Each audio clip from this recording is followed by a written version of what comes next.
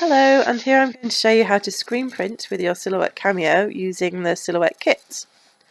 So the design, I did this as a project with my niece, and this was the design she chose, the number in the top corner there. And the first thing I'm going to do is increase the size of the canvas to a 12 by 12. And then I'm going to make the design small so that it will fit into the frame that that comes with the kit.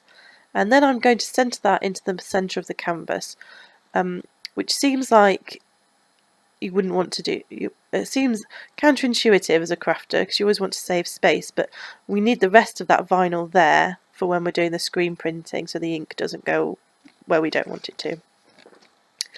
And then I'm going to go to the send and make sure cut is selected and choose heat transfer vinyl plain. When you're putting your heat transfer vinyl into the Silhouette machine, make sure it's shiny side down, and you're cutting into the matte side, which is the vinyl. And then when you come to send, it will ask if you want to mirror this project. You don't want to mirror this one, you want it to look exactly how it is on the screen. And then when you weed it, you want to weed out the lines. So you leave the negative space and you weed the black lines that you see in the picture. Okay, so here's an image of it ready to go under the iron. So I've got my heat transfer vinyl on the bottom, shiny side down, and then the screen print material over it. And then I just ironed directly onto that, but in retrospect it's probably better to use baking parchment.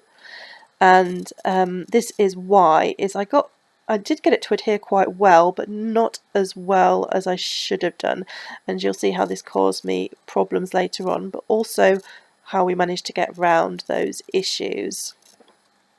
So once you've ironed it on, you need to lay the frame on top and just cut some squares out of the corners. This is so when you fold the fabric over, it's a little bit neater and it's easier to put the wooden sides back in to hold the fabric in place, as you can see that I'm doing here. And here's the project ready to be printed. As you can see, I've not quite got the heat transfer vinyl to work right. Then I put a layer of ink at the bottom, and then the idea is just to do one swipe with the tool over it. Yeah, ready? As you can see we're doing here. You think that was enough? And then we're lifting it. Now what you can see there is I do have some blotchy bits, and that's where the heat transfer vinyl hasn't stuck properly. Do recommend you try a few different times. We practice quite a lot on pillowcases, and what I found in the end is because I hadn't got the vinyl to stick quite right, the best technique was to use this sponging technique to sponge it on, sponge the ink on. So here we go, having a go in the finished t-shirt. Positioned it on, we sponged the material on, and lifted. And as you can see, the design actually worked really well using this technique, and we managed to get a really nice t-shirt out of this project. So overall we were really pleased with how this project ended up, but next time when we do this again, I think I would have to spend more time making sure I got the heat transfer vinyl to adhere properly to the